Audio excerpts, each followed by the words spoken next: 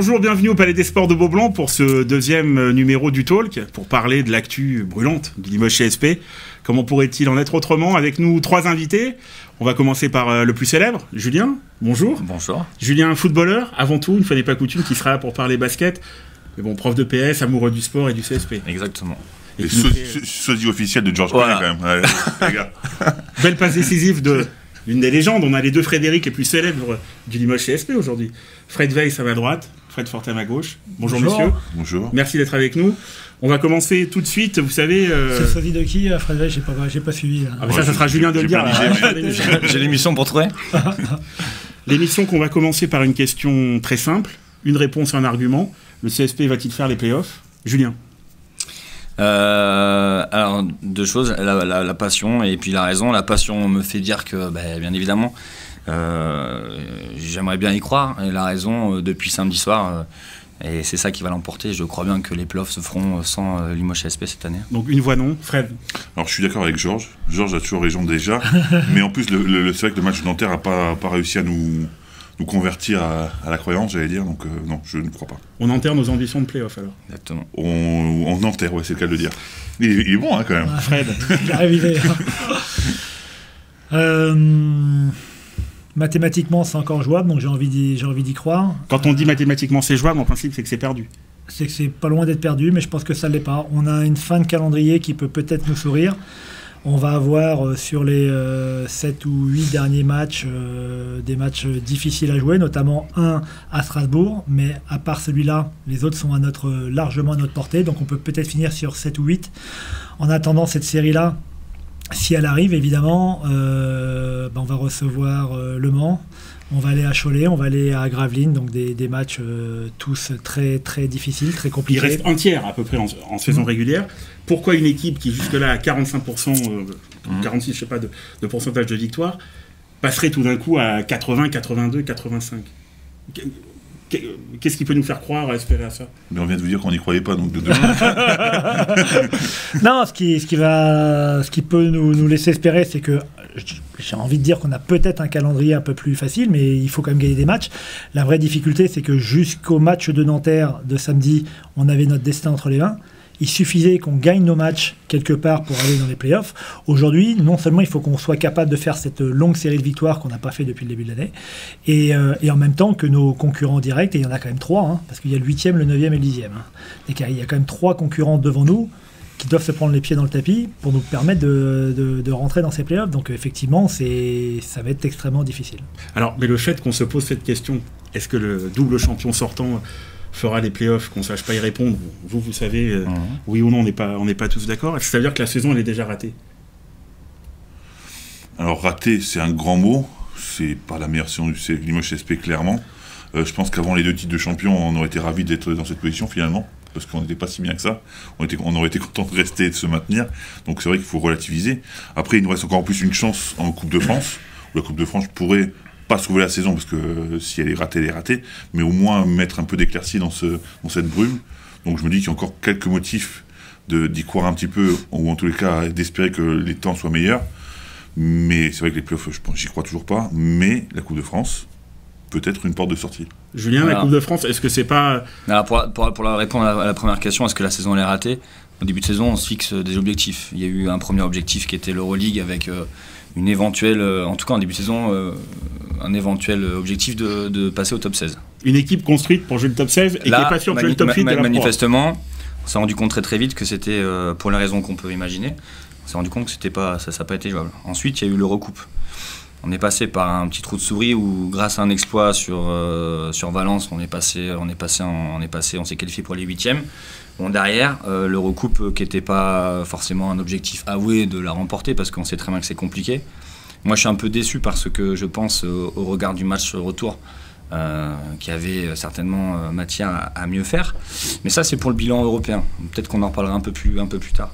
Pour ce qui est de la Pro A, il y a quelque chose moi, qui m'interpelle, c'est quand on sait qu'on est en mission depuis quelques semaines pour accrocher les playoffs, qui est le strict minimum pour l'institution CSP. Quand je regarde, je me base sur Chalon et sur Nanterre. Quand je me base sur les comportements collectifs et individuels défensif. Quand je vois qu'on prend 50 points à la maison contre Châlons à la mi-temps, quand on en prend 48 à Nanterre, au bout du compte, on a plus de 90. Je connais un peu le sport. Je sais que, quel que soit le sport co, on a du travail et des systèmes défensifs. Mais défensivement, je pense que ce qui prime, c'est l'état d'esprit. Les attitudes. Les attitudes, l'intensité dans ce qu'on fait. Et je me dis que quelque part, on n'a pas envie d'y aller parce que le match de Nanterre était pour moi le match de la dernière chance où on pouvait un peu recoller et puis prendre une victoire sur un adversaire direct. Et on sent qu'il banne le truc direct parce qu'à la mi-temps, on est à moins 10 ou moins 11 avec 50 points encaissés. Et ça, je crois que c'est pas possible. Et Nanterre, vous y étiez, Fred? Fred, vous l'avez suivi à la télé? J'y suis malheureusement à la télé. Oui. Les attitudes, elles étaient là? Je pense que l'envie était là, les intentions étaient là, mais ça ne s'est pas traduit sur le terrain. Effectivement, quand on prend presque 50 points à la mi-temps, c'est pas acceptable sur un match aussi important. Quand on voit Campbell au début du match qui commence à allumer les mèches de partout, c'est un petit peu le scénario depuis quelques temps où on a à chaque fois en face de nous un joueur qui fait un peu le match de sa vie, et quand on voit le talent offensif de Nanterre, on sait qu'à tout moment ça peut partir dans tous les sens et on n'est pas capable d'arrêter qui que ce soit. Alors il y a des choix qui ont été faits, il y a des orientations qui ont été faites justement pour permettre aux grands de ne pas trop sortir sur les défenses et de laisser nos extérieurs entre guillemets défendre tout seuls malgré les écrans. Parce que c'était la volonté d'essayer de contrôler le rebond, où on avait une vraie faiblesse depuis le début de la saison. Donc c'est vrai qu'au bout d'un moment, à partir du moment où on colmate une brèche, eh ben on ouvre d'autres possibilités à l'adversaire. Et là, depuis quelques temps... C'est pas la première fois. Est-ce que c'est parce qu'on vraiment on tombe, et je me rappelle d'un échange de tweets, c'était pour le match de Paris, où vous aviez répondu que finalement on n'avait pas eu de chance, on était tombé sur deux joueurs en feu. Ce qui est possible, une fois. Mais contre Châlons, je veux bien croire qu'il y a des joueurs, des très bons joueurs. On a vu un bon match, une belle équipe de Châlons. Mais Oldenburg aussi. Ouais, Il manque de caractère dans cette équipe. C'est pas possible. Tout simplement. Il manque de caractère. Il n'y a pas un mec qui dit, écoute, je suis peut-être moins rapide que toi, mais tu passeras pas. On met un brin, voilà. Tu vas prendre un bras, je m'en fous complètement, mais tu marqueras pas le panier. Il n'y a pas un mec dans cette équipe capable de le faire. Et ça, c'est un vrai problème qui me gêne. Après, quand vous parlez de saison ratée, comme je dis, il faut relativiser. Mais quand même, par rapport à ça, je trouve qu'elle est ratée au niveau du ressenti, en tous les cas. Parce que qu'est-ce qui va rester dans le cœur des gens à la fin de la saison? C'est les matchs de Valence. On fera un vrai bilan. Enfin, je défends un peu le club, mais on fera un vrai bilan à la fin. On verra ce qu'il en est. Aujourd'hui, c'est vrai qu'elle est partie sous des mauvais auspices. On va pas se mentir. Et je crois que tout le monde a depuis samedi soir, tout le monde a la tête sous l'eau. Elle est ratée sur la forme. Oui. Effectivement, si le fond, il y a un miracle, on peut dire aujourd'hui en fin de saison, on ne pourra pas dire qu'elle est ratée, mais sur la forme, sur les 10 mois qu'on va vivre, il y en aura peut-être eu finalement qu'un de bon. Si tout se passe bien. Mais je le prends. Si on peut le prendre, je le prends. Antoine, puis comme tu le dis, quoi. Enfin, puis tout le monde se plaît à le dire. Tout le monde dit qu'on a une équipe talentueuse avec des bons joueurs. Ok. Alors, si vraiment on a une équipe de talent, c'est qu'il y a vraiment un déficit d'état d'esprit, quoi, dans la volonté de se dépasser, d'aller chercher des résultats. Mais on a deux anciens joueurs avec nous. Mais clairement, il y a plus. Comment on explique Valence? Ou alors de talent que de mental. Ou alors peut-être qu'on se trompe sur le fait. Ça, moi, je suis pas un grand technicien. Peut-être qu'on se trompe sur la définition du mot talent, et peut-être qu'on s'est trompé aussi sur certains joueurs. Je ne sais pas. Mais en tout cas, il y a eu des erreurs de casting, mais il y en a toujours eu, il y en aura toujours. Parce que quand on dit que c'est impossible de ne pas se tromper. Quand tu nuances le fait que la saison n'est pas ratée, moi j'aurais presque envie de dire c'est un peu tôt, peut-être un fiasco, mais ça c'est au regard des 2 années précédentes. Oui, encore une fois, la saison n'est pas terminée. Elle peut encore très bien se terminer. Déjà, ça serait magnifique. On en parlera tout à l'heure de la Coupe de France. Ça serait super. Faut jamais oublier une chose. Quand on gagne un titre, c'est jamais une mauvaise saison. Exactement. Et je vais pas forcément amener de l'eau à mon moulin, mais dans les différents erreurs ou déboires qu'il y a eu sur cette saison, il ne faut pas non plus oublier le premier match de la saison qui était le match des champions, où on a pris aussi une déculottée à Strasbourg, face à Strasbourg, à Villeurbanne, quoi. Donc c'est vrai que d'entrée, on a vu que la saison est difficile, qu'il nous manquait des choses, on a essayé de réactifier. On a rectifié une première fois avec Aiko Chafazi, qui je pense a été un vrai plus, même s'il a beaucoup plus de mal actuellement. On a rectifié une deuxième fois avec Beau McCaleb, qui est un joueur exceptionnel, mais il ne faut pas oublier que Beau a fait 10 matchs seulement la saison dernière, et que malheureusement, je pense que par rapport à cela, il est un peu dans le dur actuellement physiquement, c'est-à-dire qu'il est arrivé tout feu tout flamme, on l'a vu sur son premier pas, tout ça. Après, il faut qu'il se réadapte au jeu, et on le dit systématiquement, au jeu très français, qui est un jeu un peu particulier, où beaucoup d'Américains, ça court dans tous les sens, il n'y a pas forcément la technique et la tactique n'est pas toujours valorisée dans le jeu en France, et peut-être qu'il s'y retrouve un petit peu moins, comme Aiko, comme certains joueurs, plus la fatigue, plus le changement de méthode, plus des doses de travail plus importantes, plus des rôles qui ont changé. Il y a des joueurs qui ont je pense, très sincèrement émergé avec l'arrivée de Doulet. Quand on voit aujourd'hui Will Daniels, c'est vrai que, ou Léo, la deuxième partie qu'il fait, bon, voilà, c'est vraiment des joueurs qui pèsent aujourd'hui. Il y a des joueurs qui sont constants comme Nobel, qui arrivent toujours à sortir leur épingle du jeu, puis il y en a d'autres qui sont un peu en train de s'effondrer. Pour parler d'effectifs, Fred, on a beaucoup parlé des postes 2 et 4 en début de saison, en ciblant, on peut le dire, les joueurs qui étaient Matt Gatens, Will Daniels, 2 joueurs qui ont réagi en 2016. Est-ce que maintenant, le problème, il n'est pas aussi toujours sur les postes 2, avec des performances individuelles de joueurs comme Mark Payne ou Yacouba Diawara, qui sont en dessous de leur vrai niveau? Alors honnêtement, c'est difficile, parce que c'est vrai qu'au poste 4, on a eu la grosse surprise de voir un Daniels transcender. Donc c'est vrai que par rapport au début de saison, c'est le jour et la nuit, c'est clair. Après, il a des défauts qu'on ne pourra pas gommer, qu'il a toujours eu. C'est-à-dire que c'est pas le plus grand défenseur de la Terre. Enfin, il y a d'autres défauts qu'on ne pourra pas gommer, qu'on connaissait avant. Ouais. Mais l'important, c'est qu'il donne ce pourquoi il a été signé. Et je trouve que depuis un certain temps, Will Daniels donne ce pourquoi il a été signé.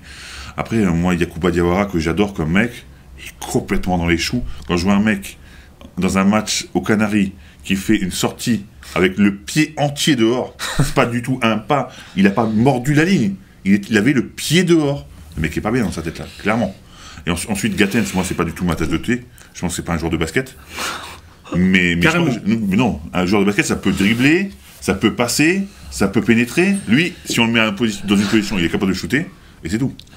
Là, Matt Gatens, vous trouvez qu'il est plus décevant qu'un Mark Payne? Ah non, il n'est pas décevant, c'est pas un joueur de basket. Donc si on considère dès le départ que c'est pas un joueur de basket, il ne peut pas être décevant. Un mot, Fred, là-dessus?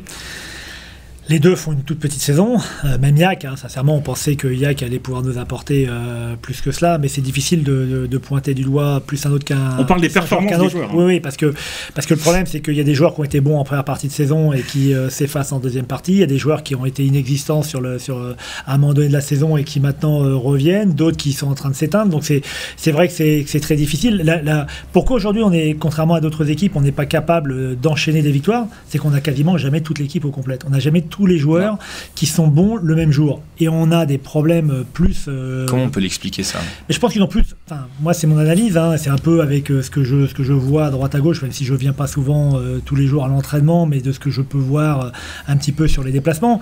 Je pense qu'ils ont un peu bobo à la tête, ils ont bobo aux jambes parce qu'ils s'entraînent beaucoup, et enfin, ils s'entraînent de façon... comme on peut s'attendre sur des joueurs professionnels. Mais je pense qu'ils ont un peu... Ils sont tous en train de chercher une raison à leur existence dans l'équipe en disant ah oui mais pourquoi je sors, je mérite de jouer plus, si je joue pas c'est parce que j'ai pas des bons ballons, c'est parce qu'un tel m'a pas fait la bonne passe ou parce qu'il n'y a pas le bon système ou il y a ce qu'on disait Fred, ils n'ont pas de mental. Ah, oui c'est un peu ça, oui, et surtout mental, je pense que chez nous il en faut un peu plus. Et l'année dernière tu avais un mec comme Moerman qui, on parle pas de ses performances sur le terrain, pas du tout, je parle à l'intérieur du vestiaire, qui tenait un peu les mecs. Et cette année t'as pas de mec capable de tenir les gars parce qu'il y a personne qui soit exemplaire. Oui, non mais c'est vrai. On arrive à un autre thème dont on voulait parler, c'est les régularités chroniques. Parce que dans ce cas-là, Valence, les 2 fois, Villeurbanne, ça a été des sorties. Comment c'est possible que ces matchs-là, en termes de contenu et de résultats, justement, ne capitalisent pas la confiance et nous permettent de nous propulser ce qu'on attendait tous? Pas de mental, pas de physique. Oui, c'est sûr, mais quand même... Pas de physique, il n'y a pas eu de préparation suffisante au début d'année, donc on peut faire des coups, après on n'a pas l'énergie pour la reproduire, tout simplement. On peut faire un coup une fois, mais quand on est capable de réitérer l'exploit à Valence une semaine après, que derrière on va gagner à Villeurbanne, on se dit c'est bon, ça y est, c'est lancé, quoi. Là il s'est passé quelque chose, en plus avec l'arrivée du nouveau coach. Manifestement c'est pas le cas parce que derrière on explose. Est-ce que vous vous êtes dit après Valence, après Lasvel, cette fois-ci c'est bon, c'est pas gagné, mais on est sur la bonne voie? Oui, je suis un supporter. Mais donc j'ai réagi comme tous les supporters. Parce que... Est-ce que le coach il s'est dit ça? Vous en avez parlé? Ah non. Même après, je pense que quand il a vu l'équipe à Monaco, il a pas dû se dire 2 jours après c'est gagné et quoi qu'il arrive ça va marcher. La seule chose c'est pas un magicien, c'est pas un gourou, mais lui-même le dit. C'est peut-être un grand mot, mais c'est un professeur de basket. C'est quelqu'un qui enseigne, qui éduque, qui inculque, qui prend du temps avec ses joueurs, qui leur apprend. il leur apprend pas je sais pas, il leur apprend pas à parler. Enfin, je sais bien qu'il y a la réforme de l'orthographe actuellement sur les bouches de tout le monde, mais aujourd'hui, il essaye de leur apprendre les fondamentaux, ce qui va les faire progresser, mais pour cette année, pour l'année prochaine, pour les années futures, mais pas forcément à Limoges. Si les joueurs ils veulent partir, ils vont partir, mais leur bagage technique sera plus fort à la fin de la saison que plus tard, que en début de saison. Et ils cherchent à les faire progresser, à les nourrir d'expérience. Voilà. Et aujourd'hui, ce qu'ils veulent faire, ils veulent le faire avec ces joueurs-là, ils veulent le faire aussi avec des jeunes. Et il ne faut pas se leurrer. Dans l'esprit, quand on en parle, ils me demandent toujours quels sont les meilleurs joueurs possibles, jeunes qui ont 20, 23 ans pour l'année prochaine venir. C'est ce qui l'intéresse, c'est avoir des joueurs de talent qui sont ambitieux, qui veulent aller jouer. On en voit toujours des joueurs français qui veulent dire moi j'aimerais aller jouer en NBA ou j'aimerais jouer dans les grands clubs européens. Lui, il rêve d'avoir ces joueurs de 20, 23 ans, comme il a fait aux Partisans de Belgrade, et se dire avec ces joueurs-là, on va travailler sur du long terme. Et c'est une des orientations qu'on va avoir, ça ne sera pas la seule. Ce qui ne veut pas dire qu'il ne demande pas des joueurs majeurs français ou des joueurs majeurs étrangers pour les prochaines, c'est pas ça. Mais c'est vrai que je pense ce qu'il aime, son métier profond, c'est d'inculquer son savoir auprès des joueurs qui veulent entendre, qui ne sont pas dans un statut et qui veulent progresser. Mais son ADN, c'est la formation, clairement. Oui, ce que j'allais dire, parce que nous, on a un formateur, mais là, on parle de haut niveau, et c'est un coach de très haut niveau. Nous, ce qui nous intéresse, c'est la performance. La formation. Non, mais qu'est-ce qui t'intéresse, la performance au jour J ou la performance sur 2-3 ans pour avoir une vraie stratégie de club et savoir où. Alors, c'est vrai qu'en cours de saison, c'est un peu compliqué. Oui. Non, mais je suis d'accord. Effectivement, des fois, la formation sur du long terme, et on peut en parler aussi parce que peut-être que la solution de cet entraîneur, et je ne sais pas si. Est-ce que les résultats qu'on va avoir d'ici la fin de saison, est-ce que déjà ça va avoir un impact sur le fait que lui sera l'entraîneur du CSP l'année prochaine? Non, aucun, il est sous contrat. Donc ça veut dire qu'on peut travailler certainement sur du long terme. Après, sous contrat, je ne sais pas ce que ça veut dire. On sait très bien que dans le sport de niveau, les contrats... Chez nous. Pour l'instant, non, mais effectivement, cette stabilité...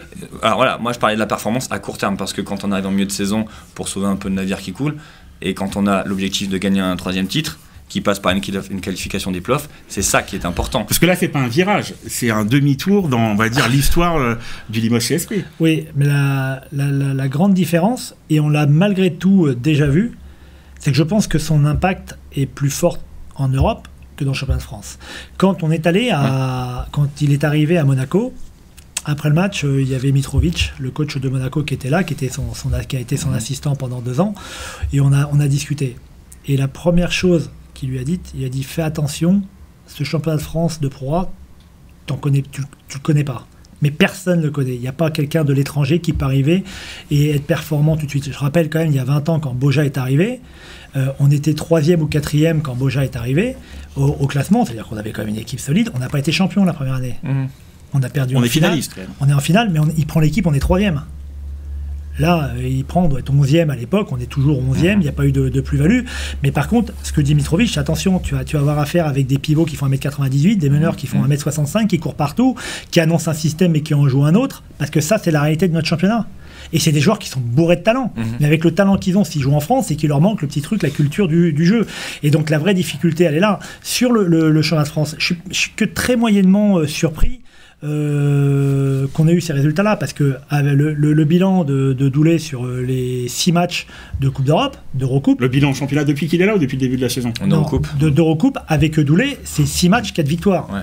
Dont 3 contre des équipes d'ACB du top 5. Ce qui veut dire quand même que sur ce jeu-là qu'il connaît, avec des équipes plutôt performantes, il sait faire. Parce que c'est des joueurs, c'est des équipes, c'est un style de jeu qui connaît plus facilement. Maintenant, il faut aussi que lui s'adapte certainement et qu'il fasse un pas. Est-ce qu'il sait s'adapter? Vous voulez dire que c'est vachement dur de jouer contre quelqu'un de moins fort que soi, un peu? Non, pas moins fort. Non. C'est le style de jeu, quoi. C'est-à-dire que d'un côté, on joue au tennis et de l'autre côté, on joue au ping-pong, quoi. Mais c'est la réalité du basket français. Mais c'est pas grave. Pourquoi aujourd'hui, on a quelques joueurs qui s'exportent? Voilà. Très difficilement, à part Nando De Colo dans les très grands clubs européens, mais on a quand même Fabien Causer, Tilly, Thomas Hurtel, on a quand même certains qui vont, mais c'est la crème de la crème, quoi. C'est des joueurs qui vont. Adrien, même s'il n'est pas allé dès l'année, il a été encore intelligent dans ses choix, c'est qu'il a fait une demi-étape en allant à Banvite, et je pense que Banvite va avoir du mal à le garder, ou en tout cas l'année prochaine, il va repartir dans un très très gros club du top 10 ou du top 15 européen, parce que c'est son niveau aujourd'hui. Vous n'allez pas lui écrire pour qu'il revienne au CSP? Si, mais j'aurais j'aurais adoré qu'il soit en fin de contrat cette année, qu'il ait signé qu'un an à Banvite et que là, on puisse essayer de faire un coup, mais c'est pas possible. Mais voilà, c'est que effectivement, aujourd'hui, on a un style de jeu qui est avec des vrais bons joueurs de championnat, mais même nous aussi, il faut qu'on se pose la question en tant que club. On a depuis 2-3 ans énormément misé sur des joueurs français, parce que moi, je suis ancien joueur comme Fred, c'est vrai qu'on a vécu ça de l'intérieur et c'est quand même plus sympa quand on fait une saison, quand on fait 10 mois les déplacements et que voilà, quand il y a des moments difficiles, c'est plus facile quand même théoriquement d'impliquer des joueurs français pour leur dire il y a un maillot, ça se respecte, il y a des partenaires, ça se respecte, il y a des supporters, il y a des abonnés, ça se respecte, on peut perdre. Ça, on l'a tous connu, des bonnes, des mauvaises saisons, on l'a tous connu, mais à un moment donné, il y a une chose que nous, on veut garantir au moins à Beaublanc, c'est de se battre. Et c'est vrai que par moments, on a eu le sentiment que, non pas qu'ils ne se battaient pas, parce que ce serait méchant, mais on avait le sentiment qu'ils pouvaient donner un petit peu plus et qu'ils n'osaient pas et qu'ils ne savaient pas. Ou, voilà, c'est peut-être un mélange de tout ça.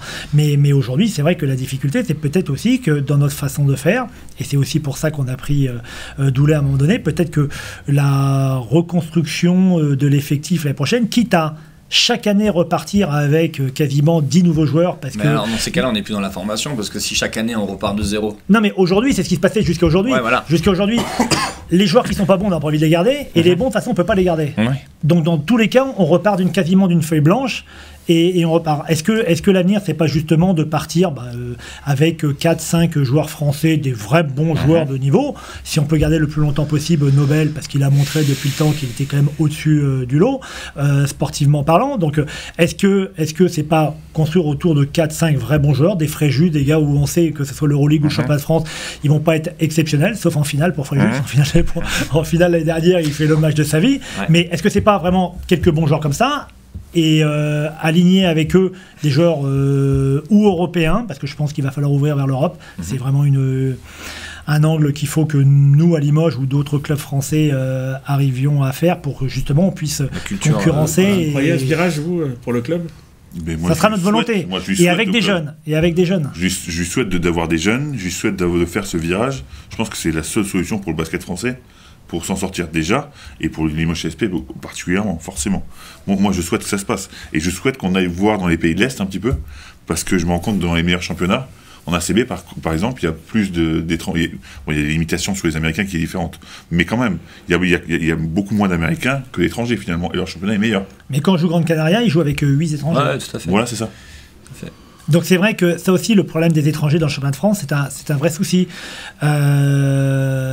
Je suis pas spécialement favorable parce que je pense qu'on est un championnat de France et qu'il faut des joueurs français. Donc, mais si demain on fait un championnat sur 10 joueurs avec 8 Français et 2 étrangers, c'est sûr que les plus gros budgets finiront premiers parce qu'ils pourront prendre les meilleurs joueurs et ils auront un impact de 80%, 8 sur 10.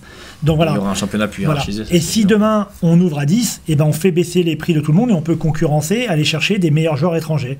Voilà, c'est des orientations à prendre. Et là aujourd'hui on est un peu entre les deux. Mais alors là, on veut faire plaisir aux joueurs français pour pas être en guerre avec les joueurs français, on veut faire plaisir avec les coachs pour qu'ils aient un peu de joueurs étrangers aussi, mais à la limite c'est pas trop grave si on n'a pas de résultats en Europe parce que tout le monde se dit oui mais au moins il y a le championnat de France. Bon, mais alors ça se fait pas au mois de juin. Là on est au mois de mars. Oui. Ça veut dire que la révolution elle est déjà un petit peu enclenchée, il y a déjà des pistes, vous pensez déjà où est-ce qu'on en est ? Oui, on réfléchit. Déjà, on est obligé de... Le recrutement, c'est 12 mois sur 12. Hein. C'est que, voilà, il y a... On regarde un petit peu ce qui se fait à droite. Non, mais Vas-y. Sur le recrutement, est-ce que déjà, cette année, il y aura autre chose ? C'est ça que je veux dire. Est-ce que... Déjà. Parce que comme c'est 12 mois sur 12, j'imagine que tu as déjà des... Ça fait 2 mois et demi qu'on cherche. On cherche, on regarde s'il y a la possibilité d'avoir un 2, un 2-3, un 3-2, mais un joueur qui soit extérieur, qui puisse apporter des points. Voilà. Un peu de talent aussi par moment qui nous sorte de situation, parce que faut pas se leurrer, même le coach, il est conscient. Hein. Il y a un système qui est là, qui est en place, qui est rigide. Mais dedans, dans ce cadre-là, il faut des joueurs de talent, mais il en est conscient aussi. Hein. C'est pas un joueur anti-talent, il veut pas que des joueurs, entre guillemets, qui aillent pas vite, qui ne fassent pas shooter et dire je suis le meilleur coach du monde parce qu'on va gagner un match avec des joueurs comme ça. Il a besoin de bons joueurs. Voilà, pourquoi on ne trouve pas, c'est le Mais nous, on cherchait un 2, on cherchait éventuellement un 4, un 4-5, un 4-3, peu importe, histoire de renforcer l'équipe. Très clairement. Moi j'ai une question. Mais je voudrais juste finir par rapport à cela. Mais on était à Nanterre avant le match. Je discutais avec Pascal Donadieu. Ça fait 1 mois et demi qu'il cherche également et qu'il trouve pas. il y a Villeurbanne qui cherche également, parce qu'ils ont contacté un joueur qu'on connaît très bien ici à Limoges, il le piste, et voilà, quoi. Donc il y a plein de joueurs qui sont... tous les clubs français cherchent, Strasbourg cherche aussi, ils avaient dit en début d'année qu'ils garderaient une enveloppe justement pour la fin de la saison, ils n'arrivent pas à recruter, c'est-à-dire qu'il n'y a pas de joueurs. Alors si c'est pour prendre un autre joueur moyen, on va pas faire. Mais il n'y a pas de joueurs dans notre enveloppe, ou il n'y a pas de joueurs? Il y a très peu de joueurs. Parce que pour ces clubs-là que tu citais, en fait, c'est des clubs qui probablement vont faire les playoffs, donc ils sont encore dans... Nous, chaque heure qui passe, chaque jour qui passe... Bien sûr. Et c'est pour ça que ça fait 2 mois qu'on cherche. Ok, donc si c'est pas là dans les jours qui viennent, vous êtes donné une vraisemblablement, ça sera pas. Non, parce que c'est le coach qui a dit ça il y a peut-être 15 jours, 3 semaines. Il disait on prendra pas un joueur moyen. Si on prend un joueur, c'est vraiment un joueur qui va apporter un plus. Quand on prend Eko Chafarzik, on sait qu'il va amener quelque chose. Alors oui, il rate 2-3 matchs, mais bon, comme tous les joueurs, c'est pas bien grave. Quand on prend Beaumain Caleb, on sait qu'il y a une vraie plus-value. Si c'est pour reprendre un joueur moyen, malheureusement, je pense qu'on a déjà beaucoup de joueurs moyens, des bons joueurs. Mais bien sûr. Un joueur comme Mark Payne, c'est la plus grande déception du recrutement. C'est vachement dur avec Mark Payne parce que c'est un mec que j'adore. On parle du joueur, on parle pas de l'homme. C'est un mec à qui... alors si on prend comptablement, les dernières, il faisait 15 points, il en fait 5. Les dernières, il shootait à 56%, cette année, il doit shooter à peine 40%. On a l'impression Et il n'y arrive pas. Ouais. Mais super état d'esprit, bosseur, mec intelligent. Et en plus, ce qui est étonnant avec lui, c'est que théoriquement, c'est un joueur qui aurait dû s'éclater avec Duško, parce qu'effectivement, c'est un joueur intelligent qui comprend le jeu, qui peut faire plein de choses sur un terrain, donc il aurait dû s'y retrouver. Et là, il décolle pas. Clairement, c'est un problème de confiance là pour lui. Je sais pas si c'est un problème de confiance. Je pense qu'on oublie. Il y a quand même chaque année, il y en a un ou deux des joueurs qui font des grosses saisons à l'extérieur, qui arrivent chez nous, et l'environnement, la pression du coach, de la concurrence dans l'équipe. Peut-être de moi, peut-être des abonnés, des supporters, voilà.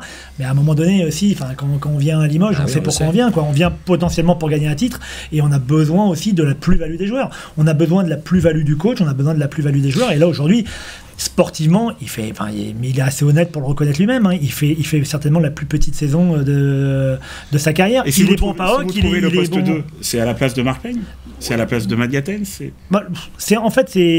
On peut avoir 6 étrangers, et puis à chaque match, selon la performance à l'entraînement, voilà, c'est le meilleur. On l'a déjà vécu, c'était pas forcément une année grandiose. Non, mais évidemment, on est champion de France quand même l'année. Ouais, c'est ça, c'est pas si mal. Mais après, bien évidemment. Mais Gatens dans les tribunes, moi ça me dérange pas. Après, on est bien d'accord que si ça doit arriver, parce que je pense qu'il y a des gens qui vont regarder l'émission et qui veulent savoir ça, si ça doit arriver, ça n'arrivera pas dans un mois. Si ça doit arriver, c'est... le problème, c'est que c'est pas nous qui décidons sur ce dossier. Oui, mais il y a une date limite. C'est-à-dire qu'aujourd'hui, on ne nous propose pas de joueurs, mais comme on ne les propose pas à Strasbourg, qu'on ne les propose pas à Villeurbanne ou à Nanterre. Mais ce que veut dire Julien, c'est qu'à 5 journées de la fin, il faudra peut-être arrêter de chercher. Oui et non, parce que si on a un super joueur pour finir la saison qui peut nous aider si on est encore qualifié en Coupe de France, par exemple, pourquoi pas ? Parce que si on peut les chercher un titre, voilà, on va continuer à les chercher. Tant qu'il y a un truc à jouer, il y a une possibilité d'arriver. La Coupe de France. Un vrai joueur. La Coupe de France, vous en avez parlé, Julien, Fred. On a un vainqueur de la Coupe de France avec le CSP, on a un double vainqueur de la Coupe de France avec le CSP. Mais ça comptait pas à l'époque. À l'époque, c'était pas terrible. Oui, ça s'appelait même pas Coupe de France. Non, c'est la Coupe Nesquik. Antoine, je te coupe, j'aimerais juste qu'on parle aussi rapidos, parce que je suis pas au courant, l'histoire d'Ousmane Camara aussi, qui est un joueur français, qui est un bon joueur, et j'ai pas suivi la raison pour laquelle il n'avait pas joué ce week-end. On va en parler tout de suite. Fred, des infos à ce sujet ? C'est simple. T'es chiant, merde. C'est l'action du match de Julien. On en différent, on peut couper. Passe décisive. Non, ce qui est relativement simple. Il y a 12 joueurs. Quand on joue un match par semaine, et on verra peut-être que l'année prochaine on fera pas de Coupe d'Europe aussi, faut y réfléchir, ou on fera peut-être la Basketball Champions League, mais là a priori on va attendre de savoir qui va être qualifié, ça sera théoriquement on va peut-être en parler plus tard. Nous on peut faire la Basket Champions, enfin on va en parler plus tard. D'accord. Bon, mais aujourd'hui, quand on joue 2 compétitions pour pas arriver cramé, l'année dernière pourquoi on est champion ? Pourquoi l'année d'avant on est champion ? Parce que je crois qu'on a un effectif relativement important, et que même si on joue 2 matchs par semaine, on n'est pas complètement cramé à la fin de la saison. Il faut se rappeler quand même qu'on est champion à Beaublanc, sur la finale, sans Adrien Moerman. Tout à fait. C'est-à-dire que si on n'a pas les remplaçants déjà qui sont là, on peut pas. Il se blesse au match 2 à Strasbourg, on peut pas faire venir quelqu'un, l'intégrer, voilà. Ce que je veux dire, c'est qu'on est dans la gestion de l'effectif pour Ousmane Camara. Voilà, non, c'est pas qu'on est dans la gestion de l'effectif. C'est-à-dire que forcément, quand on veut faire 2 compétitions, et notamment quand en début de saison on commence l'Euroleague, il faut 10 joueurs, c'est un strict minimum, il en faut plutôt 12. D'accord. Et peut-être pas 12 au même niveau, Ok. mais il en faut quand même 12. 12 pour les entraînements, 12, là aujourd'hui il y a un joueur qui est malade, Ouais. quand on est à 8 et qu'il y a un joueur qui est malade, on fait quoi? On est 7 à l'entraînement, 7 pro, on fait quoi? Les jeunes, les espoirs, ils sont à l'école, on peut plus rien faire, l'équipe ne travaille plus, donc il y a ça. Après, il y a aussi, au-delà des 12, donc quand il y en a 12, tout le monde ne peut pas jouer. Hein. Quand on dit déjà on joue à 8 ou à 9 le match, effectivement, Non, trop jouer 15 minutes et 0 minutes. à chaque fois, il y en a 2 ou 3. Sachant qu'il a été performant Oui, mais les ça veut matchs dire précédents, quoi. ça veut dire qu'il y en a 2 ou 3 quasiment à chaque match qui jouent pas. Ça me fait bien, ouais. Ah ouais. Hein non, mais ça fait 2 ou 3 qui à chaque fois ne jouent pas. D'accord. Après, aussi, il y a des règles dans un groupe. D'accord. Ok. Voilà, on a la réponse. D'accord. Très bien. Il y a des règles. Et Ousmane, c'est pas un mauvais gars, mais comme Fréjus, c'est pas un mauvais gars, Nobel, c'est pas un mauvais gars, Aiko, c'est pas un mauvais gars, mais à un moment donné, il y a des règles. D'accord. Et donc, on peut tous comprendre que les joueurs, ils ont envie de jouer, mais pour jouer, c'est pas du don, c'est pas garanti.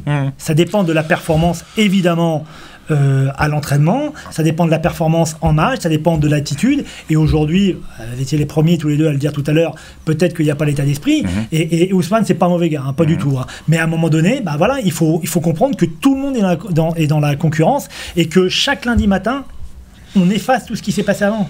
Il n'y a pas de statut. C'est-à-dire que si tu es bon, si tu t'entraînes bien, tu joueras. Je comprends.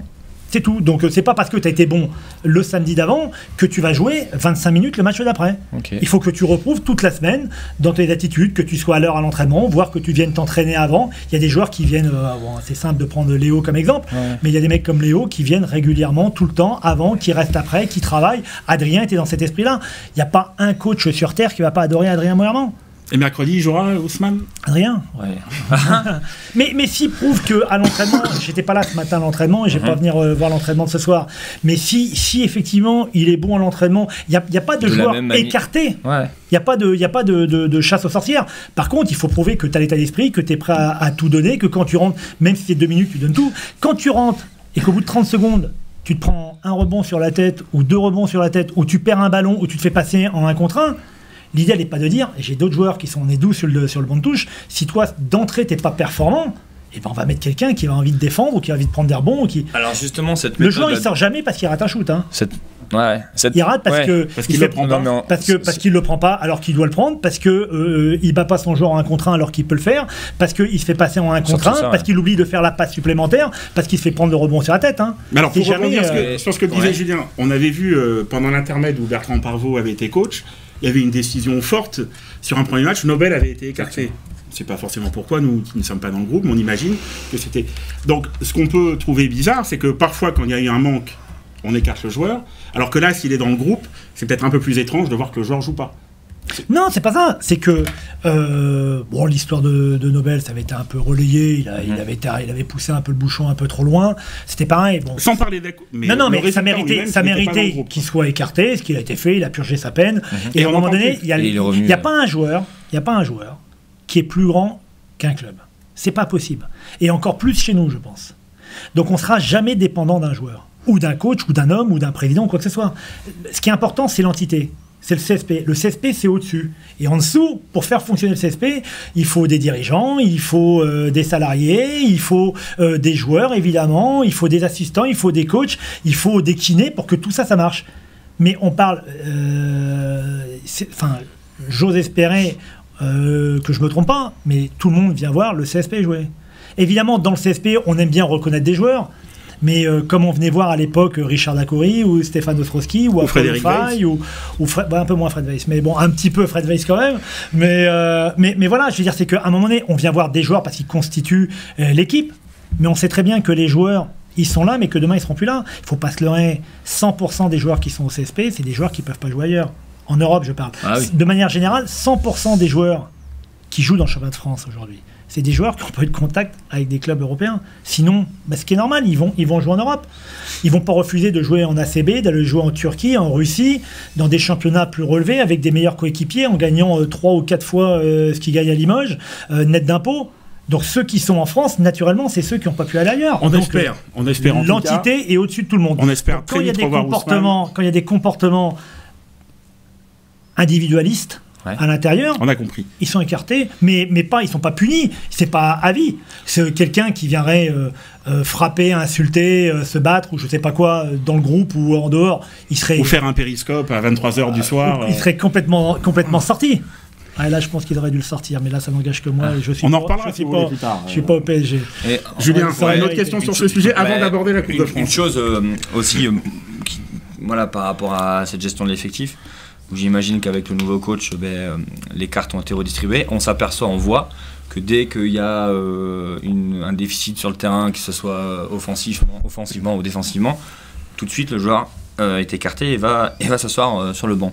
Est-ce que cette méthode est assimilée par les joueurs? Comment la frustration peut être gérée par certains et peut-être que les contre-performances de certains peuvent aussi s'expliquer? On peut demander à Fred. J'allais dire, est-ce que je peux la prendre celle-là? Eh ben voilà. Je veux bien que tu me répondes à ça. Alors, je suis désolé, mais si les gars sont pas capables de gérer ce genre de frustration, il y a des jeux de billes qui se passent, ça se passe très bien. Il y a des tutus qui se vendent à Limoges, ça se passe super bien.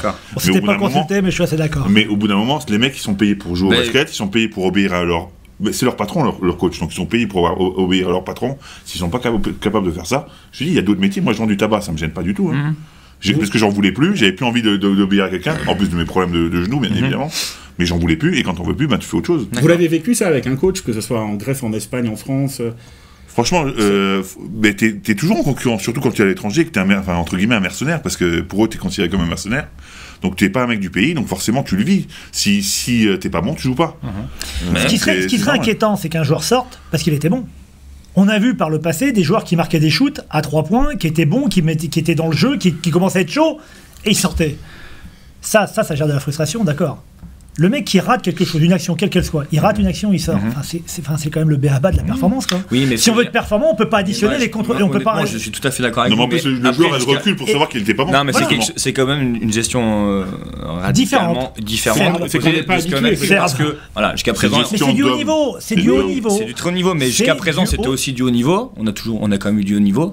Et peut-être que parfois, on laissait le joueur se reprendre l'action d'après. Est-ce qu'on touche pas plutôt maintenant du doigt le haut niveau? Mais peut-être. Et qu'avant, on était un peu plus loin. C'est pas quelque chose qui me choque, hein, c'est une question que. Non, mais c'est pas facile. Je pense que si on prend les joueurs d'aujourd'hui, mais moi je l'ai vécu à l'époque avec Boja, donc en 93.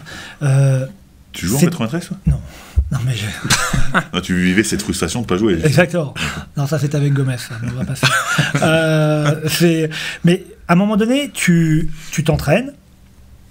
T'aspires qu'à une seule chose, c'est à jouer, à être sur le terrain et à aider l'équipe à gagner. Quand tu rentres, si tu te fais passer en 1 contre 1, tu ne vas pas dire je vais essayer une deuxième fois, on va me laisser une deuxième fois. Et tu te fais mais si tu te fais passer une fois, pourquoi tu vas pas te faire passer 2 fois, 3 fois? Il y a plusieurs méthodes, il n'y a pas qu'une seule méthode pour réussir. Et c'est pas forcément celle-ci qui est la meilleure, mais c'est une autre méthode qui a quand même fait ses preuves sur du haut niveau et c'est ce qui se fait aussi un peu partout en Europe, quoi.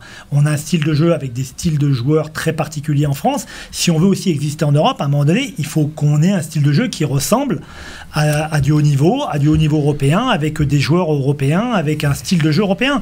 Tu te fais passer, tu peux dire c'est parce que l'autre joueur il a pas été bon, il m'a pas aidé, c'est parce que le coach il m'a mis à ce moment-là sur ce joueur-là, mais à un moment c'est toi qui t'es fait passer. En défense, c'est quand même du mental, tout à l'heure on parlait du mental. C'est bien sûr. Si le mec, la première chose avant de se dire il doit y avoir de l'aide, il doit y avoir des rotations, t'as ton joueur qui est devant, tu te fais pas passer. Si tu te fais pas passer, tu restes sur le terrain.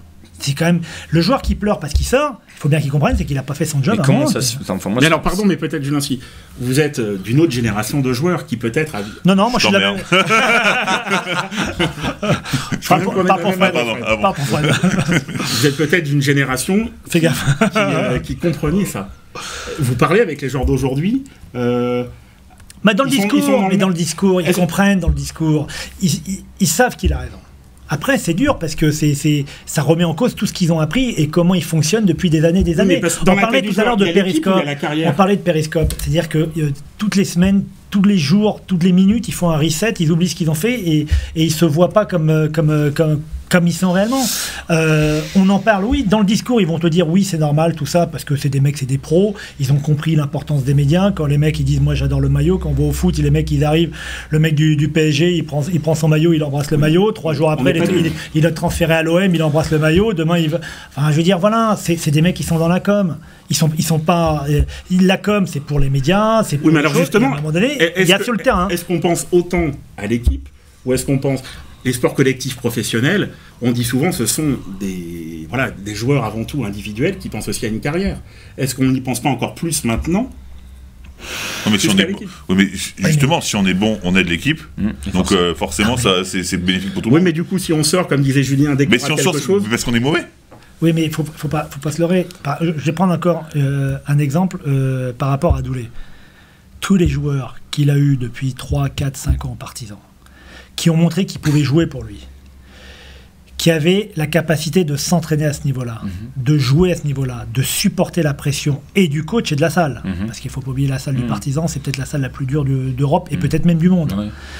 Mais derrière, quand tu es recruteur, tu ne cherches même pas à regarder le joueur, ses performances. Tu sais que tu peux le prendre, qu'il va être meilleur chez toi que là-bas. Si demain, les joueurs comprennent qu'en faisant les efforts, en venant à Limoges, en s'entraînant dur, ce que Léo a fait en allant partisan, ce que Geoffrey Lauvergne a fait en allant partisan. C'est des joueurs qui jouaient pas ou peu en France, ils vont là-bas. Il y en a un qui est demandé par les plus grands clubs européens, Léo, à la fin de la saison, et j'espère pour lui qu'il aura toutes les plus grandes offres du top 16 européen. Et il y en a un qui, 2 ans après, est en NBA. Je veux dire, il faut quand même bien comprendre que s'ils comprennent que leur intérêt, c'est d'être exécutant. Boja disait toujours, un grand joueur, c'est un maçon. C'est pas un architecte. On leur demande pas de penser, on leur demande de faire. Il faut qu'ils fassent pour faire, il faut qu'ils sachent faire. C'est-à-dire qu'il faut passer du temps à travailler techniquement. Quand aujourd'hui, un joueur ne sait pas faire un démarrage en dribble, direct à droite ou croisé à gauche, c'est quand même catastrophique, quoi. Quand il y a un joueur qui ne sait pas prendre un pick and roll, faire 2 dribbles et shooter derrière, c'est difficile. Quand il y a un joueur qui ne reconnaît pas les situations... Mais un joueur qui a 27-28 ans aujourd'hui, est-ce qu'il est capable de changer par rapport Richard Lacouri a 34 ans. C'est très simple. C'est devenu un défenseur après avoir été un grand attaquant. Ouais, mais non, ça a toujours été un grand défenseur. Et il est devenu attaquant sur le tard, mais surtout, il a apporté à son équipe. Avant, Richard, et ça a toujours été un très grand joueur, un des meilleurs joueurs français, un des meilleurs joueurs européens. Mais à 34 ans, il est devenu un joueur hors norme. S'il avait rencontré un coach comme Boja, comme Tanjevic, comme Vujocevic 10 ans auparavant, mais il aurait fait une carrière, mais il serait allé en NBA. Donc aujourd'hui, c'est presque dur de dire ça, mais avec l'immense carrière qu'a fait Richard, il a presque raté sa carrière. S'il avait croisé un coach comme ça, quand il avait 18, 19, 20 ans, il aurait joué en NBA, mais c'est évident. Ça aurait été le premier joueur majeur en NBA, meilleur joueur français. Donc c'est pour ça aussi qu'aujourd'hui, nous, notre message, il est très simple. C'est que si tu es jeune, si tu as envie de progresser, si tu veux t'entraîner, parce que... Rejoignez-nous à Limoges CSP. Rejoignez-nous, parce que... Du Sprite aussi. Mais que ça soit pour jouer avec les cadets nations si tu es très jeune, que ça soit avec les espoirs ou que ça soit avec les pros, il va t'entraîner. Quand je discute du recrutement pour l'année prochaine, il dit, il faut des joueurs qui ont du talent. C'est la première chose. C'est-à-dire qu'il veut... souvent on dit, ouais, les Yougos, ils ne veulent pas du talent. Si, il veut des joueurs qui ont du talent. Il veut des joueurs qui sont prêts à s'entraîner à la hauteur du talent. C'est-à-dire que si le gars il a de l'ambition, il veut aller jouer en NBA, très bien, mais quand tu veux jouer à ce niveau-là, tu t'entraînes à ce niveau-là. Si tu veux jouer en top 16, tu t'entraînes au niveau du top 16. Si tu veux être un bon joueur de Pro 1, tu t'entraîneras au niveau de la Pro 1, mais tu choisis. Lui, il veut des joueurs qui soient ambitieux et qui aient du talent. Le reste, comme il me le dit très simplement, si derrière il veut aller jouer en NBA et qu'il a le talent pour aller jouer en NBA, je vais l'amener en NBA. Il l'a fait avec 25 joueurs. Non. Pourquoi il ne le ferait pas avec des joueurs français? La seule chose, c'est français ou étranger. Et pas forcément, ça peut être un joueur qui a 27, 28 ans, ça peut être un joueur qui en a 18 ou 19.